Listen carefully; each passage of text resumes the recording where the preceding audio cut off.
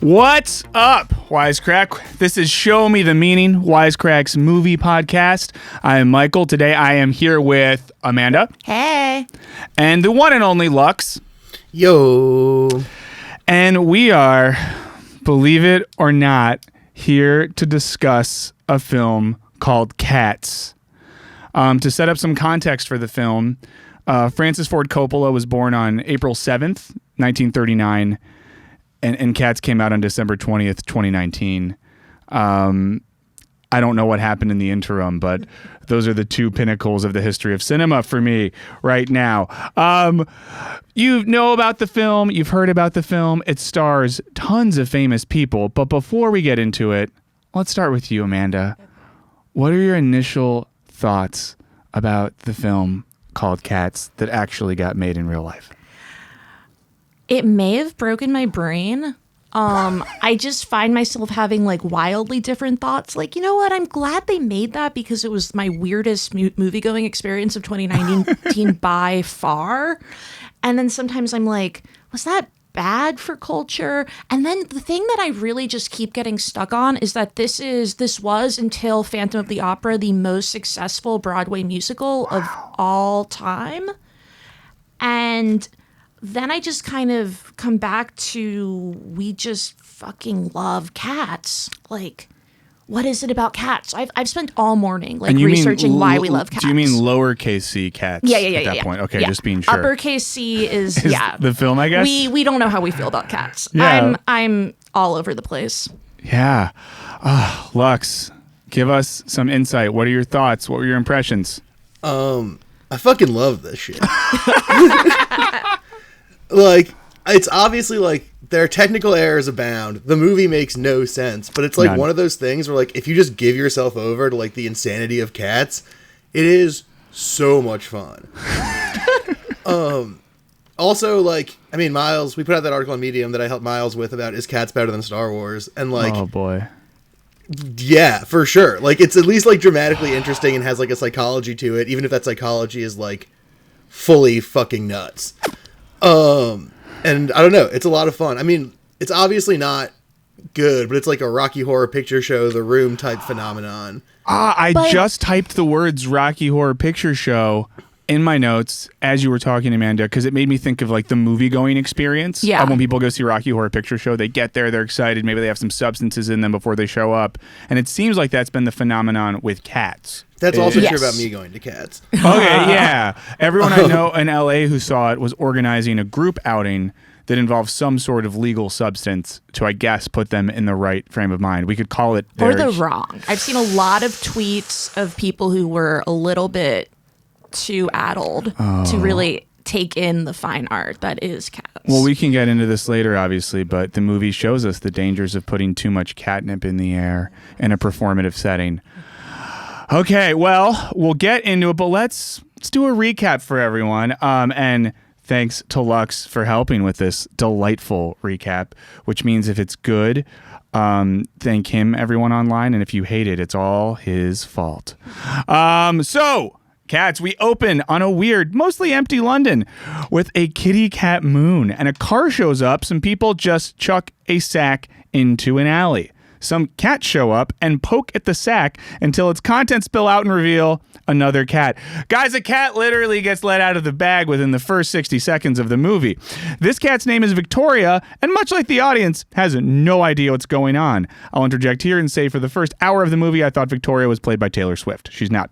Then the singing starts. The cats, including, I'm going to try to say these names, Munkastrap, the narrator, Mr. Mistopheles, who's a magical cat, we learn, tell her all about what it means to be a jellicle cat, which supposedly, according to this research, is how T.S. Eliot's kid would say dear little, as in dear little cats.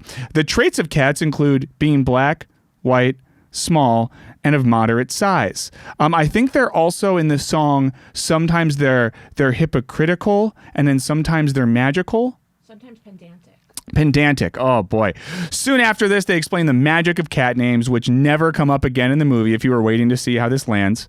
This tells us a few important things. These cats are Jellicle cats, an undefined but immensely meaningful term. Tonight is the Jellicle Cat Ball, where all the cats compete to see who gets sent to the Heaviside Lair to start a new life. A choice made by the old Wisecat Deuteronomy. Whew.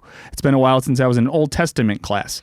With this in mind, Victoria is introduced to a bunch of cats. They all explain their whole deal via song, even though the ball hasn't started. We get Rebel Wilson as Jenny Yanny Dots, the Gumby cat, whose performance includes training anthropomorphized mice and roaches, eating a roach while it screams, and shedding her outer skin to reveal a sparkly dancing unitard and moreskin underneath. We also meet Rum Tum Tugger, a horny cat played by Jason Derulo. We get James Corden's Bustopher Jones, the fat cat that eats garbage and gets hit in the nuts. I feel like they kind of fat shame him too, but more on that later. Grisabella, who's the former Glamour Cat, in case anyone made the mistake I did, not Grammar Cat, Glamour Cat, turned an outsider after falling in with evil McCavity, the mystery cat played by Stringer Bell. Her quest to meet every cat in the damn world leads her to meeting Mungo Jerry and Rumpelteazer, who are criminal cats who love making a ruckus and stealing. Lovable criminals, though. While she's out doing this, McCavity, the aforementioned mystery cat played by Idris Elba, is going around kidnapping his competition so he can win the Jellicle Ball. He manages to get Bustopher Jones and Jenny Annie Dots and puts them on a boat with Growl Tiger, the pirate cat. Finally, Victoria gets to the Jellicle Ball where she gets to see more cats dancing. Ian McKellen's Gus the theater cat revive his glory days. He was so nervous. And the highlight of the whole damn thing, we get Skimble Shanks, the railway cat. I did like that part. I do think it's unsafe to dance on a railway track. Everyone's having a great time, but then Gus and Skimble Shanks get McCavitied, and then Taylor Swift, this is where she comes into the movie, Bomb Ballerina shows up, gets everyone wasted on catnip, sings a song about McCavity and how he's good at crime. One interjection here. If you're good at crime, you don't sing about it with your name. You don't create songs snitching on yourself, telling everyone how good you are at crime. You just don't. If you're good at crime, shut up. Sorry. And then McCavity shows up to threaten old Dot, Deuteronomy, into making him the Jellicle choice. She refuses, gets kidnapped. But Bustopher Jenny Dots, Gus, and Skimble Shanks overcome Growl Tiger, the pirate cat. He walks the plank. Mr. Mistopheles zaps her back with magic, or does he? Victoria gets Jennifer Hudson, we mean Grisabella, to sing her big song. It's so good, she gets to go to the Heaviside Lair, or get sacrificially killed. And everyone is happy. The cats sing, dance. Judi Dench reminds us that a cat is not a dog. That was important for me. There's a weird CGI Trafalgar Square. The credits roll, and you spend the next few days asking yourself, what does any of this or any of my life meant? And what would Francis Ford Coppola think? That's the movie. We're going to break it down, but before we break it down, let's quickly talk about some of the lovely people that are making this whole thing possible. So today, wait, Amanda? Yeah. Can you do one thing for me? What? Can you tell me what your favorite song was? Mr. Mistopheles, for sure. Cool. Lux, can you tell me as I wait for my laptop to stop freezing so I can keep reading things that are written down? Sure. It's Skimble Shanks, the railway cat. And it's, I mean, Memory's probably the best song, but Skimble Shanks is the most fun for sure. Okay, cool. Well, let's just do this then. Cool. So today, Show Me the Meaning is brought to you by an awesome sponsor, Skillshare. I don't know about either of you, but in 2020, I want to do better. I want to learn more. I want to focus on the skills I already have, while also maybe learning some new stuff. And Skillshare is an incredible way to do that. It's an online learning community where tons of people come together to make themselves better and sort of take the next step in their creative journey. Now, you can study stuff like graphic design, photography, creative writing, marketing, fine art, music, web development, and crafts. I was looking up some of the classes on writing, and there's one really cool course I'm interested in taught by writer Emily Gould that's a 10-day journaling challenge where you write a little bit every day, and at the end of it, she shows you how to put it together into a story. So if you're like me and you're trying to become a better writer in 2020, maybe it's something you can do. But if not, there's tons of other options. Now, right now, there's an incredible offer available. If you go to Skillshare.com/Wisecrack, you get 2 free months of their premium membership. This is an awesome deal, so I recommend everyone goes to Skillshare.com/Wisecrack and looks through the courses, sees what they might be interested in, and make 2020 a year where you get a little better. Okay. So do that and let us know what class you take. I would love to hear how all our listeners are making themselves better, smarter, and more creative via Skillshare. This podcast is also brought to you by Likewise. Once again, I'm just going to talk about my problems. I have the problem of focusing on my writing. Skillshare is there to help with that. I also struggle sometimes with just sitting there and scrolling through my like streaming apps to figure out what to watch, or going through my podcast apps to figure out what to listen to. I don't know if this happens to y'all.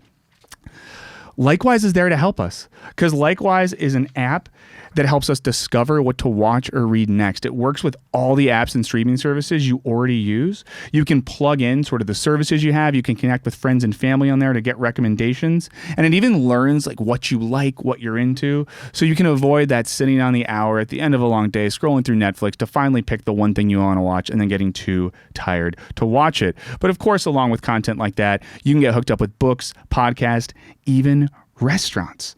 Now, if you were to use it for podcast, you could recommend your favorite podcast. You could go on and say, Show Me the Meaning is a podcast that you would want to recommend to your friends and family.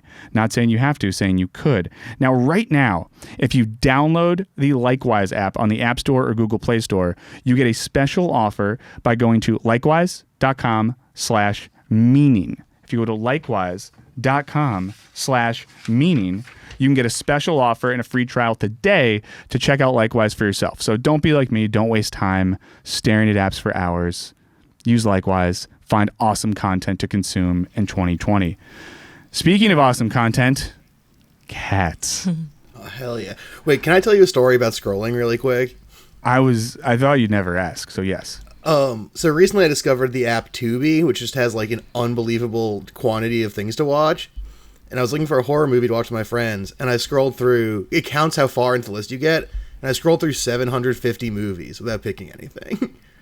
Sounds like you need... It sounds like I need Likewise in a big way. You need Likewise. I think you need it in like a clinical way. Yeah, Most of us just need it in a way to make our life therapy, better. but like Likewise will help. Well, check with the insurance provider in your state and see if you can get reimbursed for Likewise if you struggle from that sort of neurotic condition. Did you eventually find something to watch?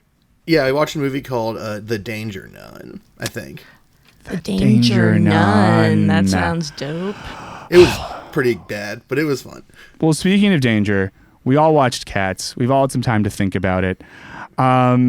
Let's dig a little bit deeper into the movie, and maybe a good place to start is going a little meta and thinking about the phenomenon of this film as a whole, what this film-going experience has been like, and kind of what these past few weeks have looked like, having the culture of cats emerge around us. So, Amanda, I feel like you have thoughts here. I mean, I've read an embarrassing amount of articles trying to figure out how big the cats are, because it's wildly inconsistent, or you could even say like surrealist, how they seem to like they're like smaller than a fork, but they're larger than a Coke bottle. It's very surreal. And obviously the feline sexuality is too much. I mean, Victoria is like really like very sexually overcome by every male cat she encounters without exception. She's not very discriminatory. Good. And then Grisabella has this like implied feline prostitution past that's like... Is that what that was? That she sort of became like a street cat in the pejorative sense? Yeah, I felt like it was implied. There was some sex worker shaming going on in the Jellicle community. Wow. I thought, Lux, did you get that? Oh yeah, for sure. And and then she internalizes all of her suffering, and then she has to learn the big lesson that she's valuable despite the social stigma. Well, their leader is named after an Old Testament book that's full of very rigorous rules. So that implies that the Jellicle community is a little bit more Old Testament in their ethical orientation. At least that's what I gathered. Although, the two cat burglar cats. Oh, they're fun. Yeah, they're not really. No one's hissing at them. No, and I guess because they bother the humans. Yeah, and I said this before, but another group of criminals who thinks the best way to continue to get away with crime is sing songs about how good they are at crime and how much they love it. So hopefully none of these people ever go on trial. Wait, how old are the cats? Do we have any sense of that? Because I wondered too. Victoria comes off as a sort of naive child, but then it seems like adult cat men are swooning for her in a sexualized way. Yeah, there's definitely some kitty cat Lolita shit going on. For I feel like it is sure. fair to say though that the age gradient sex-wise with cats works a little bit differently than with people. There's no age of consent in the feline community. Boy. I feel like it's just like kitten into cat. There's like 2 ages that you can be. Sure. Well, if any cat experts know about consent laws in the feline community, please let us know. Movies at wisecrack.com. The only like clear cut thing is that Grisabella is past her prime. That's Yes. what I think we're supposed to take, which is like a little weird because Jennifer Hudson, I would say, like is pretty like in her prime. So Yeah. I don't know about that casting. Also, like she really needed a tissue. Oh, Okay, wait, do we think this is a big question for me? Was that real snot or was that CGI snot? I thought that looked like CGI snot. That is a good. I mean, that couldn't be real snot, and it didn't seem like they were really into doing practical effects on set. So I would say It's CGI. too perfect. Mm-hmm. It's like 2 perfect little snarps. Oh my gosh. So here's maybe a related question then. I mean, how much? I guess this movie makes us ask the question: when is bad good? Right? We've talked about other film examples here. I mean, whether it be like we brought up The Room and Rocky Horror Picture Show, 2 films that if they're playing in your town, a bunch of people are going to line up to watch them late at night. So this film to me felt like it was right on that line. In terms of box office, it was a historical disaster. This film lost a ton of money and underperformed. At the same time, it seems like in a certain, I guess largely like Gen Z millennial age range, a good amount of people seem to be going to see this movie and making a show of it. So what does that say about this movie, or maybe the way we're consuming this movie? I mean, I think a lot of like the good bad movie zone has to do with like a sort of sense of earnestness and like honest effort. Like everyone in this movie, no one in this movie is like mailing it in. Like everyone is going 10 out of 10, 100% effort. Which is shocking given the movie. But like everyone is trying very hard to do the movie.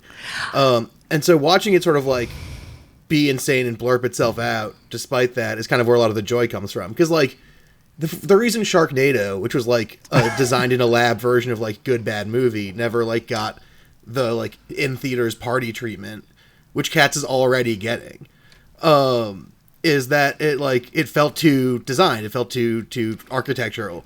Whereas this was like, they really thought they were going to make a movie version of the musical Cats and people were going to be super stoked about it. Which is an insane thing to ever think, but it's true. That's what they were trying to do. See, I don't know. I've been wondering a lot about it, and also in the context of like camp and whether you can make something that's camp anymore, or if we're just kind of too diluted by content. And I almost like the reason I kind of am iffy on this movie is that I feel like it was trying to manufacture campiness. That's what I wondered watching it. And I think that relates to Lux's point as well. Like there's points at which I thought to myself, surely if Dame Judi Dench is putting on cat makeup and singing songs, that she thinks she's trying to do something good? Because like when else has Judi Dench done camp for the sake of camp? Or maybe she has and I'm not familiar enough with her IMDb. She was reclaiming her past because she was supposed to be Grisabella in the original West End run of Cats. But she broke her Achilles tendon. She damaged her inside legs. And so couldn't do it. And so now she finally has her chance. I didn't realize that it was like meta casting with her. Okay. Yeah, I don't know. I keep going back and forth because I feel like they couldn't have possibly thought that people would be earnestly into this, right? Like, I feel like they were trying to go very viral and then make money off of that by putting famous people in, like, disturbingly realistic cat makeup. But Yeah, See, I think that it's the reason I think that this is like a sincere, like, they were like, we've got something here, right? is because it's so the opposite of other movie musical type things that have come out. Like, we've gotten really into, like, when we're doing movie musical things, it's like CGI, like, photorealistic shit. And this is, like, way closer to, like, French extreme cinema than it is to, like, the new Disney Lion King. Like, they clearly, like, Tom Hooper and friends were all like, we have an idea, and it is a capital I idea, and we're gonna do it. And then no one was like, please stop. And so then they did it. And then it was like, oh my God, this is what it looks like and is. Because, like, for instance, like, they nuzzle each other a lot in that movie. Mm-hmm. Like, those are just actors in green screen suits rubbing their heads together. But, like, they did it. Right? And if you don't think that, like, Judi Dench or, like, Ian McKellen could just be like, look, I'm fucking Judi Dench. I'm not rubbing my head on this ballet dancer. I'm sorry. Like, they have that kind of power, but they didn't use it. They were like, sure, everyone can rub their head on me. It's fine. I'm Judi Dench. I'll present my crotch to Ian McKellen after his theater monologue because I'm a horny old cat. Like, they did the stuff. Or maybe it's that I, like, am objecting to the idea that camp could be, like, so wildly expensive. You know, it's like, if you have that big of a budget and you make a bad movie, is it just bad? Whereas, like, a camp film, I feel like, comes out of, like, an earnest, low-budget effort to make something good. That's what I would think, because if you wanted it to be a camp film, you wouldn't have had to spend, like, $80 million making this. Yeah. Yeah, I don't know. But I think the campiness of it comes out of the fact that, like, they spent $80 million on... I think that... For me, anyways, camp isn't related to, like, the numerics of it, but rather, like, the commitment to vision, just, like, and the vision outside the context of broader, like, cultural assumptions of, like, what is and is not, like, good movie stuff. And so they were like, look, we have this idea. It costs $80 million. We're going to do it, no matter what people say is if it's the way to make movie or not to make movie. We're going to do it. They did it, and they were like, now we have movie, and we share it with the people. And, like, I think that's that idea that they were like, we have this movie, we're going to make it, regardless of, like, anything else that happens. That's, like, where the campiness comes to me, because it just it feels so authentic and, like, true to a vision, even if the vision is fucking bonked out and crazy. Yeah, and just in terms of grammar, when you just said have movie and do a movie and stuff, it makes me think of when they ask Mr. Mistopheles to quote unquote magic her back, and I just I just couldn't stop thinking about that as a turn of phrase, like magic her back. It's like, what does that mean? Why can't you just say? I don't know how else you would phrase it.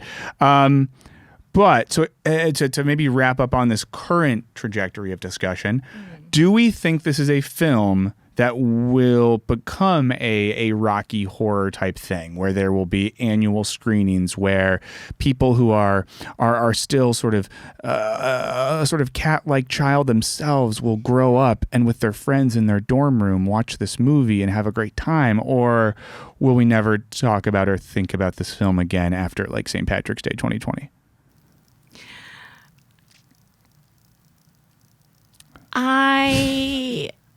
I just don't think it has, like, the purity of, like, a truly disastrous, like, The Room.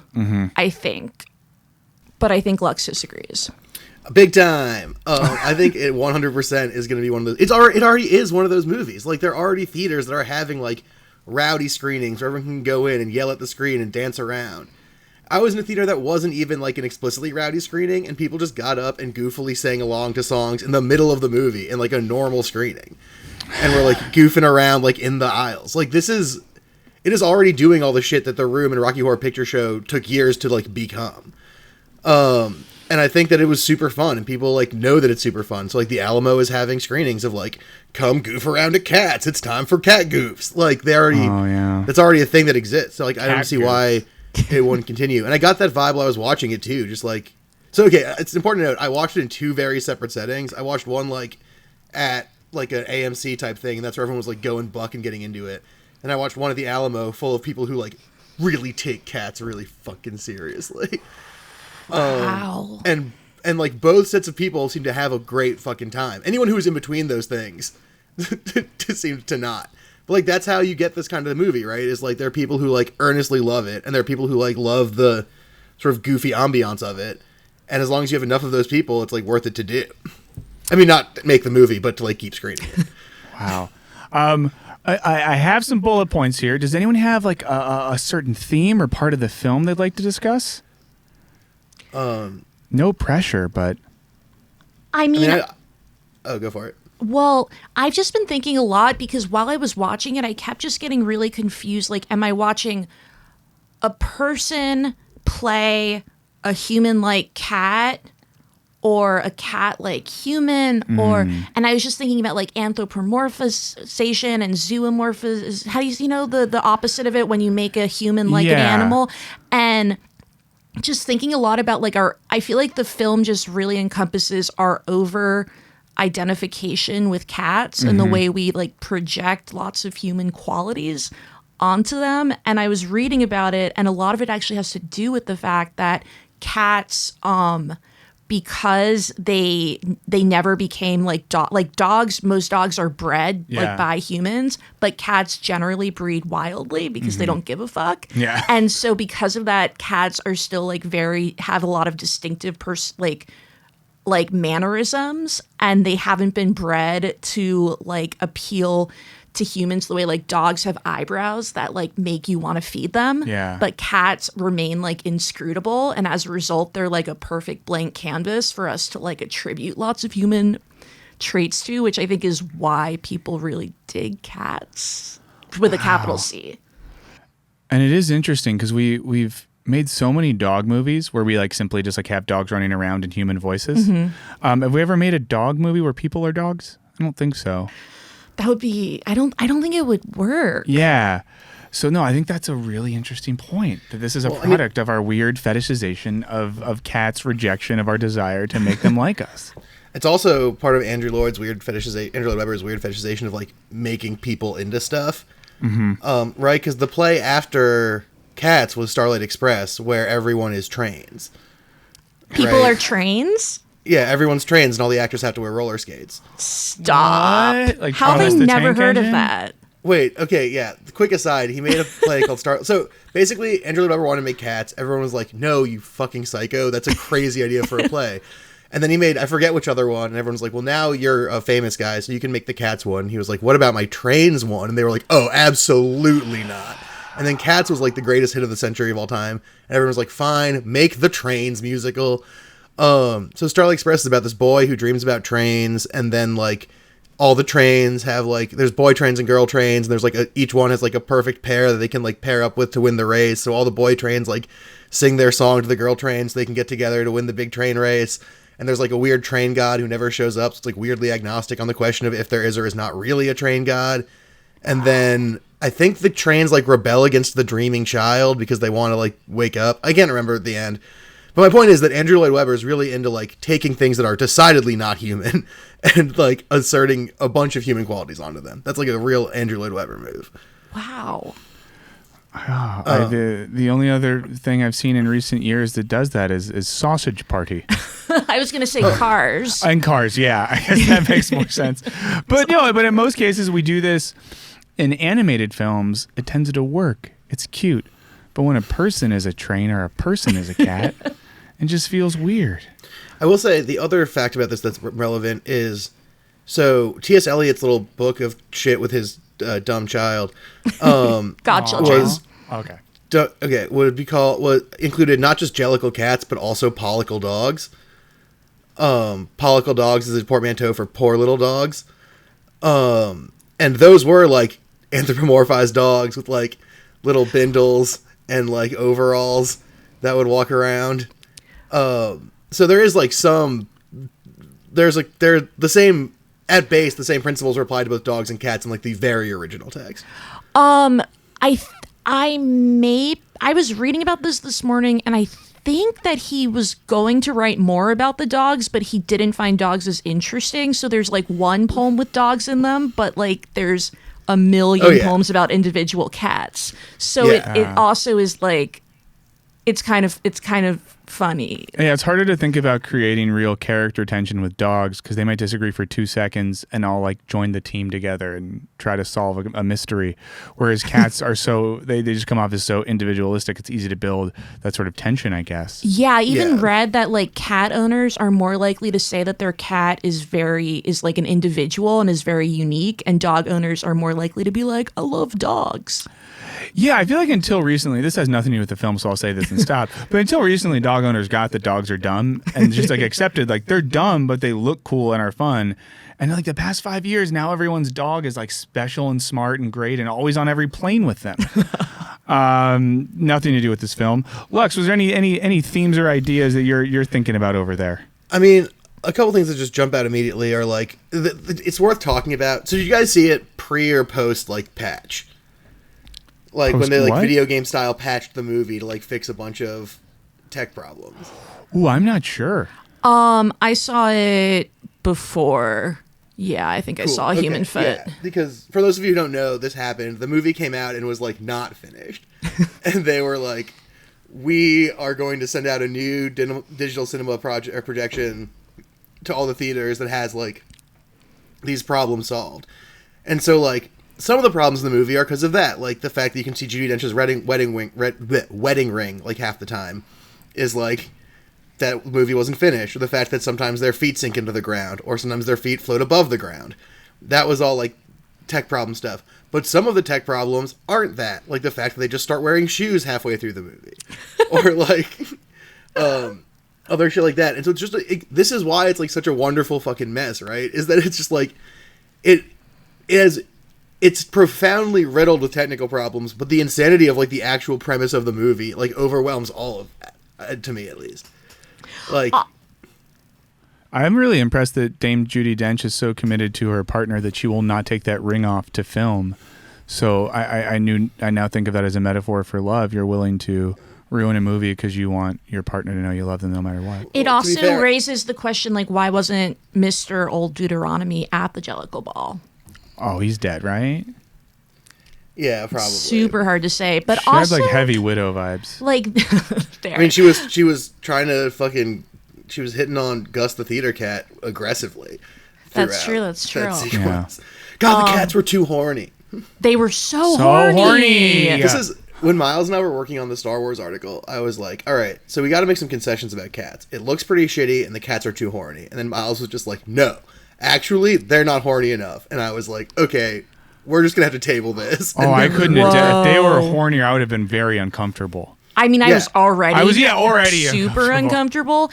Also, just like the inconsistency, like what was going on with the wardrobe department and who, like, okay, why were some cats wearing fur and Rebel Wilson had 2 layers of fur? And was that why would you wear her other fur fur or a dead cat's fur? That would be like if you wore other skin. Like yes, if right now you correct. took your skin off and there was other skin underneath. And everyone was like, oh, cool, Amanda, keep singing. I wouldn't say that. No. I would run. Yeah. Fair. Also, Rebel Wilson in that scene sings into like a weird pink tube, and I thought it was like her tail, but it's not her tail, and it's unclear whose tail it is, and it never shows up again in the movie. So she has the skin of a cat she killed that she wears, and then she has a tail that's not hers that That's she a sings microphone. into, and she's just like, fuck with me, and this'll be you.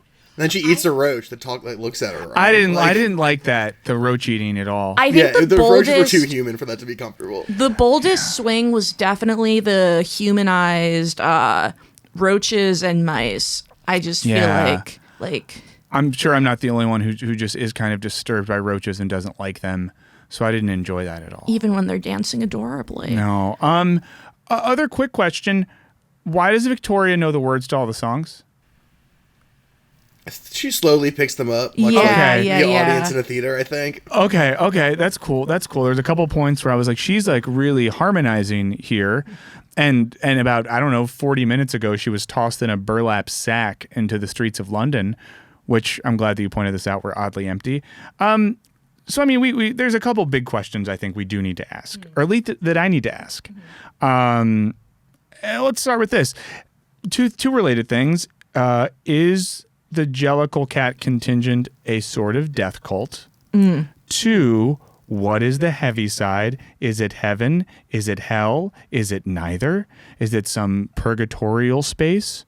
I don't know. Thoughts on these? So one answer I do have is the Heaviside layer is actually a reference to the Heaviside layer, which is a layer of the atmosphere that T.S. Eliot just liked the sound of.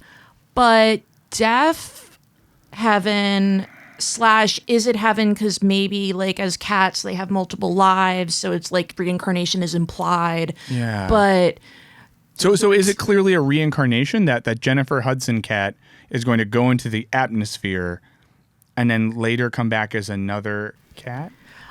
that's what I got. Yeah, I mean, that's what they say, right? Is that you go to the Heaviside layer and then like get a new life. Yeah, which is like a weird way of saying like you're a valued member of our community now. Fuck off in this tire. Yeah, and I mean, like, she was clearly exiled and alienated from this community in a way that caused, I think trauma and psychological damage. And within minutes of being welcomed back in, they then attach her to a floating chandelier and shoot her into space. Yeah, and like just watching her kind of float away, it's not a feeling of joy that No, because I mean, experience. she's gonna hit the sun at some point. Yeah. It's like, it's so funny to me in that scene where she like regains her like standing in the community. All starts because Victoria just looks at her and goes, "Sing," like just commands her to sing, and then she's like, "Okay." I appreciated that. Like, thematically, there was a moment where I was like, okay, Victoria has been exiled somehow. She's lonely. She's recognizing via this empathetic gaze something similar in this other person. She wants to work to bring her back into the fold.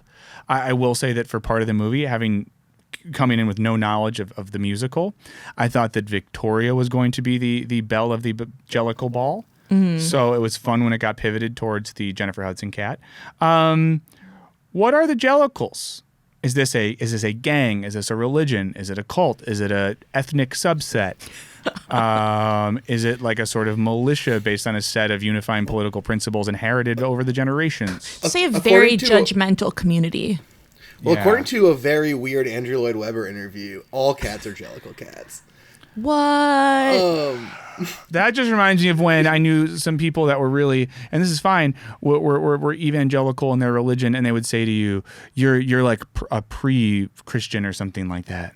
Like there's no such thing as a non-Christian. There's only Christians that haven't come around yet." Once again, this isn't to make fun of any religion, but that idea that we're all already Jellicles. Yeah, I wish I like could that. remember who the interview was with. I know it's Andrew Lloyd Webber sitting at a piano, and he's talking to this British lady, and then she's like, "What's a Jellicle cat?" And he's like, "Well, a Jellicle cat is like, it's a cat, and they can be big or small, or black or white." And then she's like, "Okay, but like, what is and is not a Jellicle cat?" And he's just like, "Every cat's a Jellicle cat." And she's like, "Then what's the thing about?" And he's like, Also, "It's about cats." In the song, it's a super weird interview.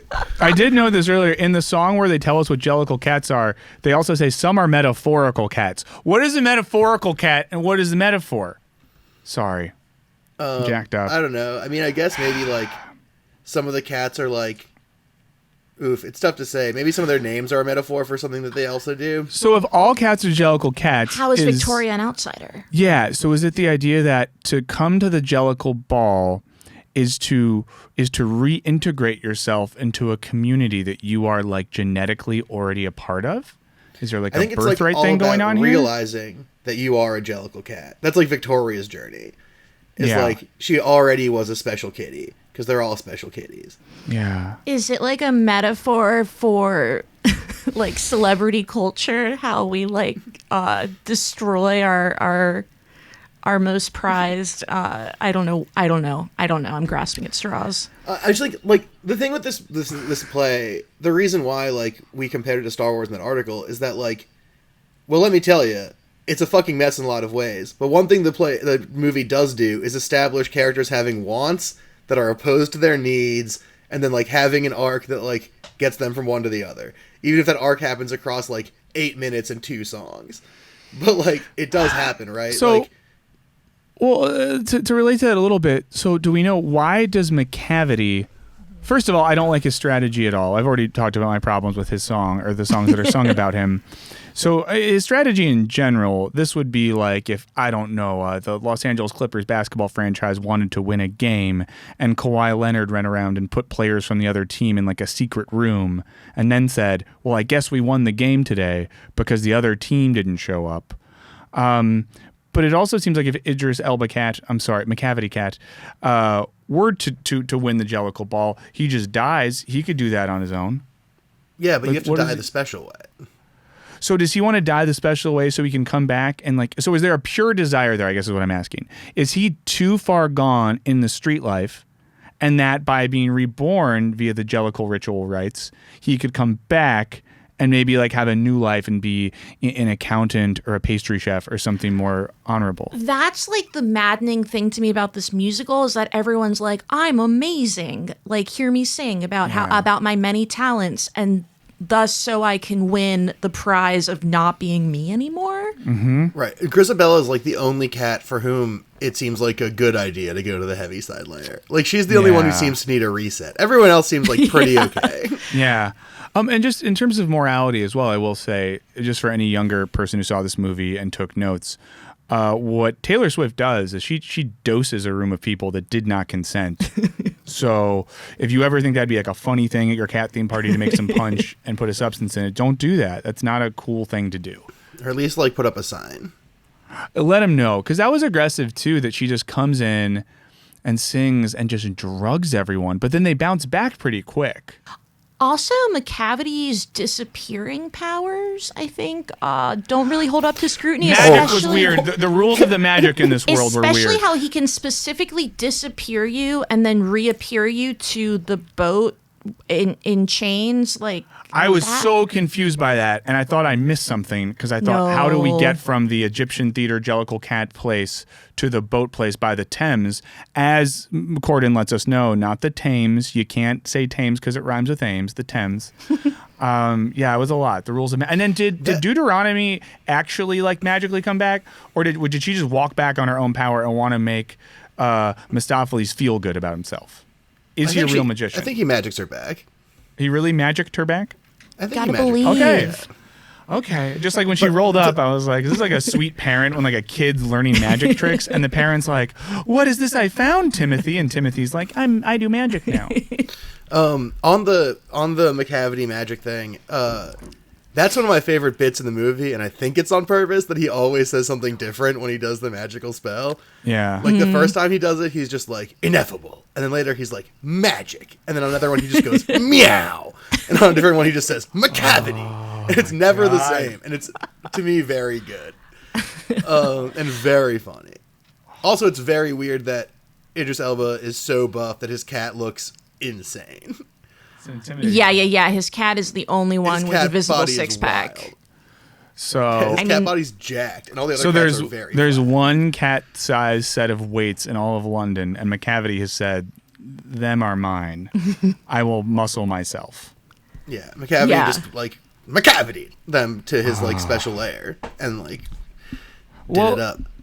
As we start to, work our way to our own heavy side of sorts, who do you think, and this is maybe backing up a little bit, and we can dive back in because I want to make sure everyone says all the deep things this movie inspired in their fragile brains, but who regrets making this movie most? Out of the actors that are in it, who do we think saw that first cut, hung their head, and thought, oh no? My vote is James Corden, just because I We think heard a Corden. story that James Corden showed up for the premiere, did the red carpet, and then left before the screening. Oh, wow. Which either is like he's a busy dude, or like is him just being like, get me out of here. I mean, the Also, his portrayal is not the nicest one. and the cat body shaming is pretty out of control. If he was a human, he would just be a foodie. We live in a culture where if you just like love food all the time, that's like a cool thing, and you could start a blog and monetize it. But in the cat world, Corden loves snacking, and we treat him like he's some big asshole. Yeah. All right, Are you going with Corden as well, Amanda, for the person? That was kind of my first instinct as well, yeah. Okay, now that I know this premiere thing, it makes me want to change my answer. I couldn't help but think Idris Elba. Because in terms of people, when they're outside of their cat suits, he's kind of like a cool guy. Yeah. He like DJs at parties in Ibiza. He occasionally will drop a verse on a grime song in England. He was in The Wire, among other things. And when he first pops up, he's the most where I'm like, I just don't know how they got him to do this. Do you think he feels like a little bit disgusted with himself when he's out there like dropping that cat's money on like a new Hamptons house or something? Maybe he burned it. I just think this production was probably pretty fun to do and didn't take that long from the actors. Like, they just had to throw on green screen suits, get on green screen, sing and like spin around and like goof off, and then like everything else happened in post. So like, to me, it's like someone was like, Idris Elba, we'll give you $5 million to come here for a week, sing a couple songs, say different weird catchphrases, and then you can leave. And he was just like, fine, that sounds great. Like, like it's like, it seems like a fun gig. Fair enough. On the flip side, really quick, do you think there's anyone who was in this movie, made the movie, and is like, yeah, you know what, that was pretty good? I heard that Taylor Swift claimed to have enjoyed it. Okay. I bet the ballet man who played Skimbleshanks came out of this feeling good because they just like killed it, and they're only in the movie for a little tiny bit. They just like show up, do a cool dance, sing a cool song, and leave. And I bet he was just like nailed it. Like that's how you cats, baby. A lot of Twitter love for Skimbleshanks for sure. Wow. So, any final thoughts as you ride the metaphorical chandelier towards the empty space of the heavy side? So, final thoughts. Did this movie remind either of you guys of like weird, like French Extreme, like Holy Motors type shit? Like obviously not as good or like thoughtful or like intellectually riveting, but like the way that everything like looked wrong and was, like you said, Amanda, like really surreal and like played with like your sense of reality, whether on purpose or not. Like it had that energy to me that like you can like generously assume it's on purpose, and it's like a pretty fun, wild thing. It seems like probably it's not. Yeah. But I don't know. I kind of really liked how I mean, literally when I saw it the second time, a friend of mine was like, this movie, like, it looks like Holy Motors, reminds me of Holy Motors, let's go see it. And then we see it again, and I was like, yeah, I kind of can see where you're coming from. Just like the animated overlay parts of Holy Motors. Yeah. No, I see that. I definitely think there's some accidental, surreal art question mark happening for sure. Well, this has been a journey. So to step away from cats for a second, let's get in touch with the most important part of this podcast, our listeners. And hit the mailbag and the voicemail. So just a quick reminder. Well, first of all, a quick affirmation. We love hearing from you. Y'all are the best. Please do not hesitate to email and call. You can email us at movies@wisecrack.co. No M. Wisecrack.co. Or you can call us at 213-534-8807. That's 213-534-8807. We truly love to hear from you. It's not a bit or a joke or a lie. So please tell us what you think. So we have some messages about last week where we talked about Uncut Gems. Have y'all seen that movie? Yes. Oh, fucking yeah, dude. Awesome. Well, feel free to jump in on this. So let's start with an email we have from Jason. He says this, I'm not writing about any one film in particular, but rather a handful of films that came out in 2019, including Parasite, Us, Joker, Ready or Not, and Knives Out, to name a few. It's hard not to notice that the thematic similarity between all these movies is how people of varying economic classes interact with, harm, and understand one another. From the more surface-level commentary in Ready or Not about a wealthy family that hunts a lower-class individual to the far more nuanced take in Parasite about the futility of trying to rise above your station in life, the idea of class structures was clearly in the zeitgeist last year. I'm wondering if you guys think this trend was purely coincidental or if it's indicative of the social and wealth gap that continues to grow between classes and many people's dissatisfaction with that. Love you guys and everything you do. Peace, Jason. Well, I feel like Jason's going to be pretty stoked on the new script that you're working on, which is literally about how the prevalence of class conflict in 2019 films. But yeah, I definitely feel like it's. I I mean, especially the fact that like a foreign film like Parasite was able to become so incredibly mainstream, I feel like just shows the like worldwide resonance of class. Yeah, and the Parasite conflict. thing's interesting because there's an interview, and y'all can look this up, where Bong Joon-ho says something to the effect of like, I thought I was making a movie about a particular place, like the contemporary Seoul, South Korea, and realized he was just making a movie about the world that we all live in. Yeah. So this idea that like certain social conditions are so universal that it's affecting art made on other sides of the world. Yeah. I thought I was making a movie about Korea. Turns out we all live in the same country. It's called capitalism. Yeah. That's the line.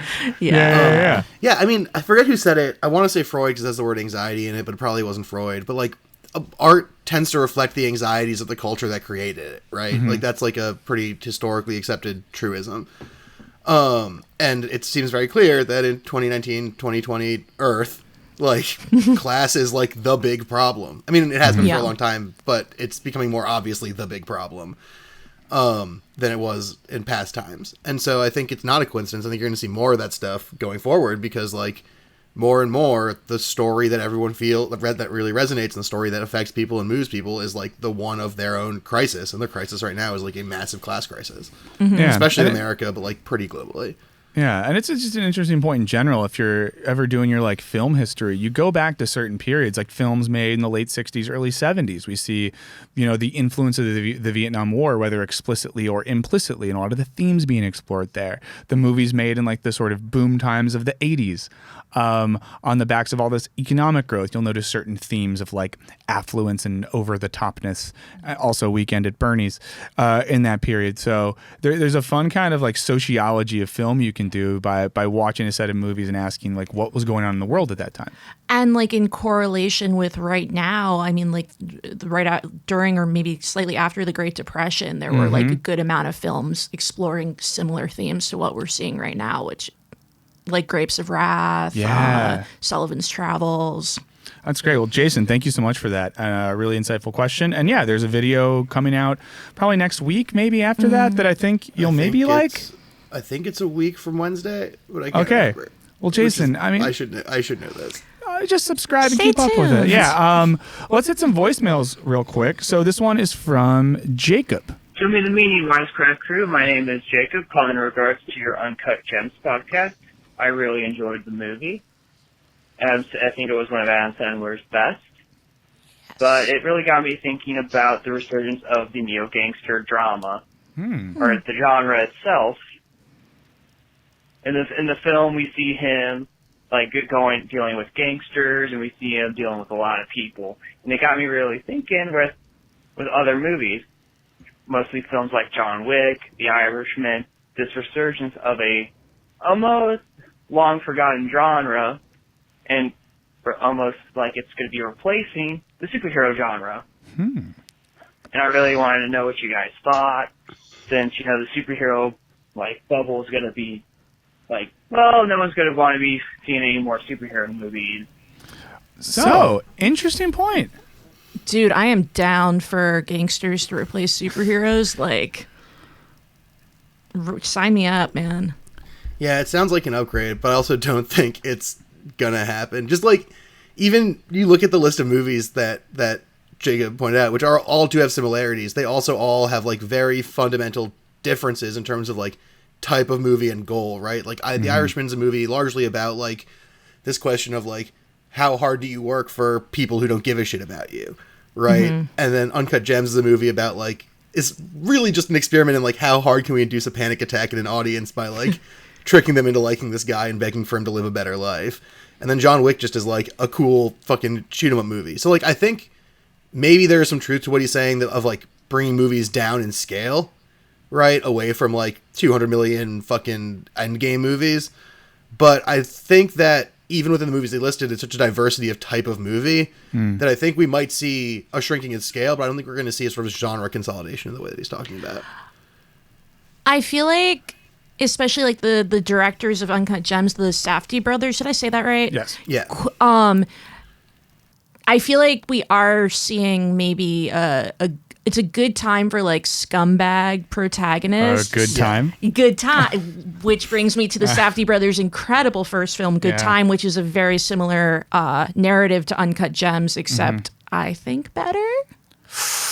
This isn't time for hot takes. Okay, sorry. Just turn the temperature down. No, but once again, I think very interesting question posed by Jacob, and I like kind of between y'all. I don't know if it'll come back and overtake superheroes, but I do like the intensity of seeing gangsters in a contemporary setting, because so many gangster movies historically have been like, 30 years ago when that was the thing. Yeah. And I think Uncut Gems does a good job of being like, there's still like goons today that could find you. So be careful. We have one last voicemail we're going to dip into today. This is from Nick. Hey, my name's Nick. I just watched the Uncut Gems podcast, and that movie is really surprising. I downloaded it right before I got on a flight, and I'm sitting on this flight watching this movie so engrossed because there's no distractions around me or anything else going on. Just like the stewardess had to tap on my shoulder a couple times to get my attention because I had headphones on. I was so engrossed in this movie every step of the way. They did a fantastic job with it. And even at the end, that final basketball game, I'm sitting there, like, rooting for the Celtics. I don't care about basketball 7 days out of the week, but during that movie, I was so engrossed and wanted him to win so badly. Like the Celtics scored, and I was like, I kind of pumped my fist. I was really excited for him, and I look over, and the lady is like kind of looking at me. I want to be on a flight with Nick. Yeah.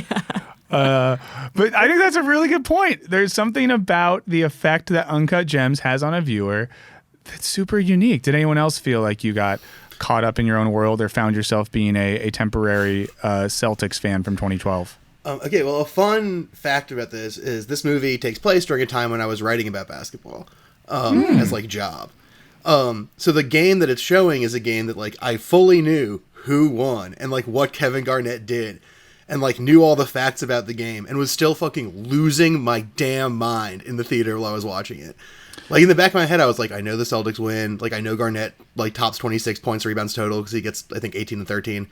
Like, I, like, knew all that shit, and I still was freaking the fuck out, like, throughout the entire sequence, just because, like, the movie...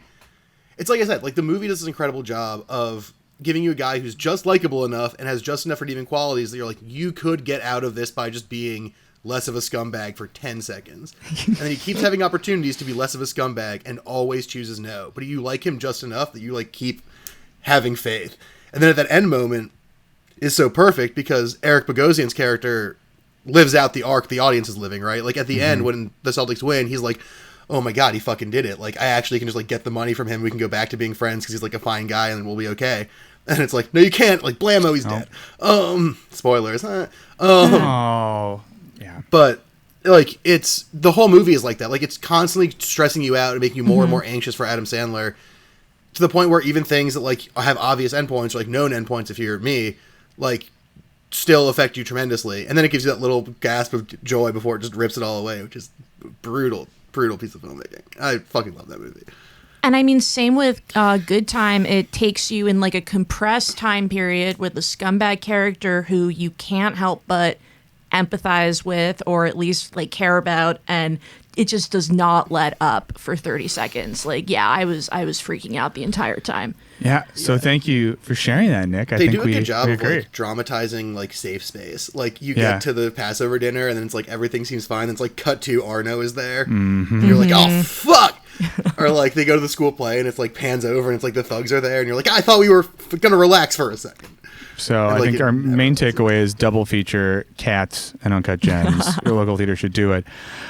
Once again, we would love to hear from you. Please let us know your thoughts on Cats after this, especially if you know about, like, mating rituals, age of consent, whether magic is real for cats, if the Jellicles are a cult or just a group we should accept.